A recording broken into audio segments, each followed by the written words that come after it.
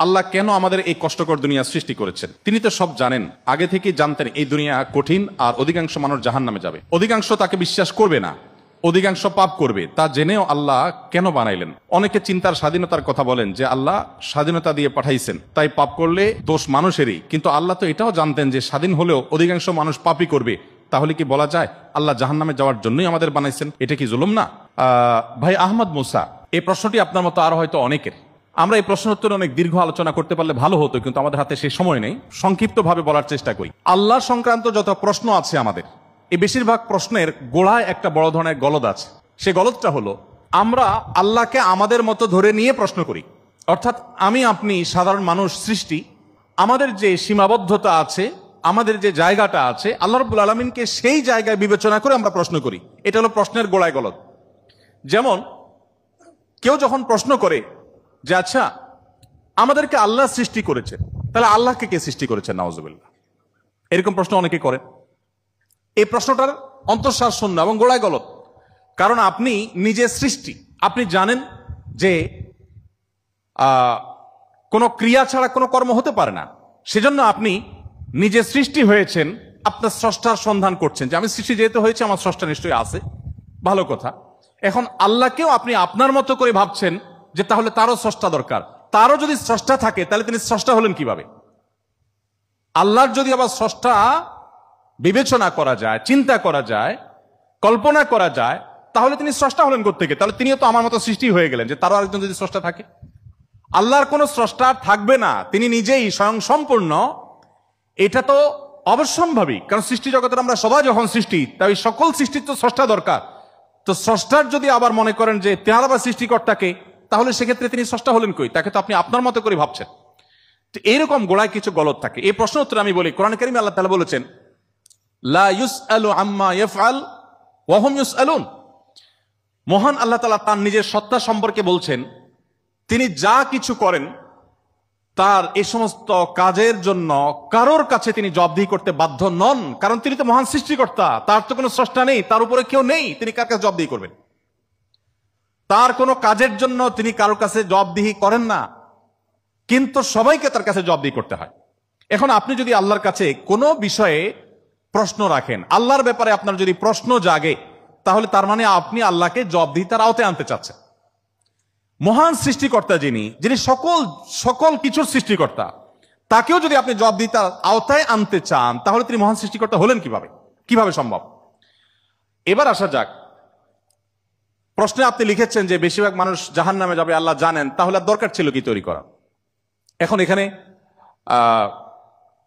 Routine দায়িত্বপ্রাপ্ত উপাচার্য মহোদয় আছেন।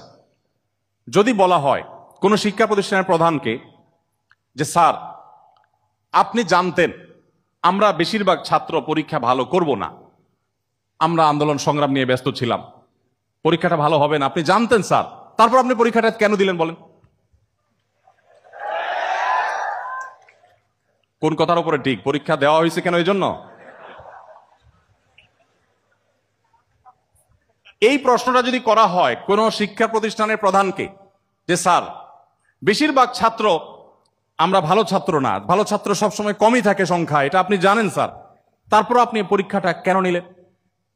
স্যার যদি পাল্টা প্রশ্ন করেন, পরীক্ষা যদি আমি না নিতাম, তাহলে তোমরা বলতো স্যার আমরা পরীক্ষা দিয়ে দেখতেন, সবাই পারতাম। এই কথা বলার অপশন থাকতো কি থাকতো না? স্যার আপনি পরীক্ষা দেন নাই কেন? আপনি দিতেন, দেখতেন আমরা কি পরিমাণ যোগ্য, কি পরিমাণ পড়াশোনা আমরা করেছি, আন্দোলন করেছি, তাতে কি হয়েছে? পড়া পিছিয়ে নেই আমরা, সব ক্ষেত্রে আগে আছি, এর ফাঁকে ফাঁকে আমরা পড়ালেখা করেছি। তাহলে আল্লাহ রাব্বুল আলামিনকে আপনি একই প্রশ্ন করতে চাচ্ছেন যে আল্লাহ বেশিরভাগ মানুষ তো জাহান্নামে যাবে, আপনি জানেন, তাহলে সৃষ্টি করলেন কেন? এখন মানুষকে যদি আল্লাহ তাআলা এই অনুভূতি শক্তি তার সৃষ্টির আগেও দিতেন, তাহলে মানুষ তো বলতো আল্লাহ ফেরেশতাদের তৈরি করেছেন, জিনদের সৃষ্টি করেছেন, আমাদেরকে কেন সৃষ্টি করে ইচ্ছা শক্তি দিলেন না? তাহলে আমরা একটু দেখাই দিতাম। আপনি এই প্রশ্ন তো আল্লাহকে করতে পারতেন। মূলত এই সমস্ত প্রশ্নের গোড়ায় গলদ আছে। দেখুন, আল্লাহ রাব্বুল আলামিন যখন মহান সৃষ্টিকর্তা, আপনি একটি পুতুল তৈরি করেছেন মাটির, দুটি পুতুল তৈরি করেছেন, একটি পুতুল আপনি রেখেছেন, আর একটি পুতুল আপনি ভেঙে দিয়েছেন। এখন আমি যদি আপনাকে প্রশ্ন করি, ভাই কাজটি কি ভালো হলো? একটা পুতুল রাখলেন আর একটাকে ভেঙে দিলেন, কেন এরকম করলেন? আমার এই প্রশ্ন করাটা আপনাকে যদি আমি জবাব দিই তার আওতায় আনি, যে আপনাকে বলতে হবে এটা ইলজিক্যাল কাজ কেন করলেন। আপনাকে প্রশ্ন যদি আমি করি, এই প্রশ্ন করার কি অধিকার আসলে আমার থাকার কথা? আপনি পুতুলটা সৃষ্টি করেছেন মাটি থেকে, করে আপনার একটা ভালো লেগেছে রেখেছেন, আর একটা ভালো লাগেনি ভেঙে ফেলেছেন। পৃথিবীর কোনো মানুষ আপনাকে জবাব দিয়ে তার আওতায় আনতে পারে? এই অধিকার আছে কারোর? থাকার কথা না। এটা একান্ত আপনার ব্যাপার। আল্লাহ রাব্বুল আলামিন যখন কিছু মানুষকে জান্নাতে দিবেন, কিছু মানুষকে জাহান্নামে দিবেন, জাহান্নামীদের সংখ্যা অনেক বেশি হবে, এই সংবাদ জানার পর আমার মধ্যে তো এই তাড়া কাজ করার কথা, যদি আমাকে জাহান্নামে যেতে হয় তাহলে আমার পরিণতি কি হবে? তাহলে আমি কিভাবে বাঁচতে পারি, কিভাবে রক্ষা পেতে পারি, কিভাবে আমি আল্লাহর কাছে আর্গুমেন্ট করতে পারি, কিভাবে প্রার্থনা করতে পারি, কিভাবে নিজেকে আমি সে শুদ্ধতার পথে রাখতে পারি? আমার তো সেই প্রচেষ্টা থাকবে। সেটা না করে আমি আল্লাহকে প্রশ্ন করছি, আল্লাহ কেন দিবেন জাহান্নামে বলেন আগে। ব্যাপারটা কেমন হলো? আসলে আল্লাহ সম্পর্কে ধারণা না থাকার কারণে, বা আমাদের মতো করে আল্লাহকে ভাবনা চিন্তা করার কারণে, কল্পনা করার কারণে এই ধরনের প্রশ্ন আমাদের মনে আসে। যেহেতু আমাদের সামনে জান্নাত অথবা জাহান্নাম দুটি পথের একটি, অতএব একজন ইমানদার, একজন বুদ্ধিমান মানুষ, তিনি তার জান্নাতের পথকে সুগম করার চেষ্টা করবেন, জাহান্নাম থেকে বাঁচার চেষ্টা করবেন। তিনি আল্লাহকে প্রশ্ন ছুড়ে দিবেন না। আল্লাহকে প্রশ্ন ছুড়ে দিয়ে কি হবে বলেন? আমি আরেকটা উদাহরণ দেই। ধরুন আপনি একজন মানুষ, আপনাকে বলেছে দরখাস্ত দিতে, তুমি আমার কাছে দরখাস্ত দাও। আপনি আপনার এলাকার জনপ্রতিনিধির কাছে কোনো একটা কাজ নিয়ে গিয়েছেন, এবং সাথে দরখাস্ত তো নিয়েছেন, সাথে সুপারিশ নিয়ে গেছেন, হাই হ্যালো নিয়ে গেছেন, কাউকে দিয়ে ফোন করিয়েছেন, নানাভাবে আপনি চেষ্টা করে আপনি গিয়েছেন। সে ভদ্রলোকের অফিসে যাওয়ার পর আপনি অনেক চেষ্টা করেছেন, কাজটা হয়নি। এখন আপনি কিন্তু জানতেন যে আমি দরখাস্ত লেখার নিয়ম আছে সেই হিসাবে লিখেছি, আবার সুপারিশও করেছি, কিন্তু আসলে হবে সেটাই যেটা তিনি চাইবেন, তার এখতিয়ার আছে এটা পাশ করা বা না করা।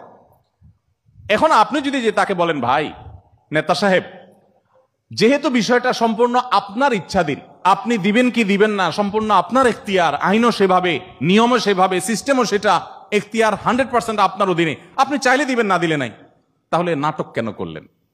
দরখাস্ত দেওয়ালেন কেন আমাকে দিয়া? আমাকে কেন আসতে বললেন?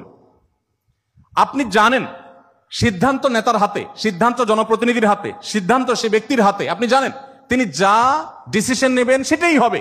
এটা জানার পরও আপনি কিন্তু আপনার চেষ্টায় কোনো ত্রুটি করছেন না। এমনকি আপনি পাবেন না সেই সম্ভাবনা জোরালো হওয়া সত্ত্বেও আপনার চেষ্টা কিন্তু আপনি ত্রুটি করেন না। সেখানে আপনি মানুষ হয়ে বলছেন যে আল্লাহ যাকে জাহান্নামে দিবে সে তো জাহান্নামে যাবেই, এর ব্যত্যয় তো হবেই না, তাহলে আমার কষ্ট করে লাভটা কি? আরেকটি উদাহরণ মনে হয়েছে। এক ভদ্রলোক, তিনি একজন মুসলমানকে, একজন সন্দেহের মধ্যে থাকা মুসলমান, নামকাস্ত মুসলমান, তিনি একজন সিরিয়াস মুসলমান, প্র্যাকটিসিং মুসলমানকে জিজ্ঞেস করতেছে, ভাই প্রতিদিন নামাজের জন্য আহ্বান করে, ভাই নামাজ পড়তে চলো। তো বেনামাজি মুসলমানটা বলে, না ভাই আমি যাব না। তো একদিন বলতেছে, আচ্ছা শুনেন, আল্লাহর ইচ্ছার বাইরে তো কিছু হয় না, আমি আসলে নামাজে যাই, এটা আল্লাহ চাচ্ছেন না, এই জন্য আমি যাই না। তো যেহেতু আল্লাহর ফয়সালা হয়ে গেছে, আমি যেতে পারছি না, তার মানে আল্লাহ আমাকে যাওয়ার তৌফিক দেন না, সেজন্য যাচ্ছি না। তাহলে আপনি অযথা চেষ্টা করে লাভ নাই, কেন আমাকে প্রতিদিন ডাকেন, কোনো দরকার নেই। তো এই ভদ্রলোক তিনি যখন বলেছেন যে আল্লাহ চাইলে তো আমি নামাজ এমনিই পড়তে যাব, আল্লাহ যখন আমার জন্য নামাজের ফয়সালা করবেন, আপনি ডাকা ছাড়াই আমি যাব, আর না করলে তো আমি যাব না, তাহলে আপনি অযথা কেন চেষ্টা করছেন? এই কথা বলার পর ওই নামাজি ব্যক্তি তার কোনো উত্তর না দিয়ে পরের দিন এই ভদ্রলোক যখন অফিসে যাবে কাজের জন্য, একই সাথে তারা থাকে, তো শার্ট প্যান্ট পরে যখন সে কাজের জন্য বের হবে, তখন তার এই দোস্ত দরজা আটকে ফেললো এবং সামনে দাঁড়ায় বলল, আজকে তো যাওয়া যাবে না। তো বলে, কেন যাওয়া যাবে না? বলে যে আল্লাহ তো রিজিক দাতা, অতএব আপনার নসিবে যেটা আছে সেটা তো এমনিতেই আসবে, আর না থাকলে আসবে না, আপনি গেলেও আসবে না, তাহলে কেন যাচ্ছেন? রিজিকের ব্যাপারে আপনি নামধারী মুসলমান হিসাবে, নাম সর্বস্ব মুসলমান হিসাবে আপনি বিশ্বাস করেন যে রিজিকে যা আমার বরাদ্দে আছে সেটা আসবেই, কিন্তু আমার চেষ্টা আমাকে করতে হবে। ওই যে ডিসিশন নেতার হাতে, কিন্তু আমাকে দরখাস্ত দিতে হবে, আমাকে অ্যাপ্রোচ করতে হবে, আমাকে চেষ্টা করতে হবে। আমার এই চেষ্টা করাটা হলো আমার দায়িত্ব। দিবেন কি দিবেন না 100% তার ইখতিয়ারে। আমি জানি তিনি না দিলে আমার চেষ্টা করেও কিছু হবে না, কিন্তু তাই বলে আমি চেষ্টা বন্ধ করবো না। ঠিক একইভাবে আমি জান্নাতের জন্য চেষ্টা করব, এটা আমার কর্তব্য, এটা আমার বাঁচা মরার লড়াই। আল্লাহ তাআলা আমাকে জান্নাতে দিবেন কি দিবেন না ডিসিশন তারটাই চূড়ান্ত, তাহলে আমার কাজ করে লাভ কি? এই প্রশ্ন একেবারেই অবান্তর, একেবারেই অযৌক্তিক, কারণ পার্থিব জীবনে অন্য কোনো ক্ষেত্রে আমরা এটাকে অ্যাপ্লাই করি না।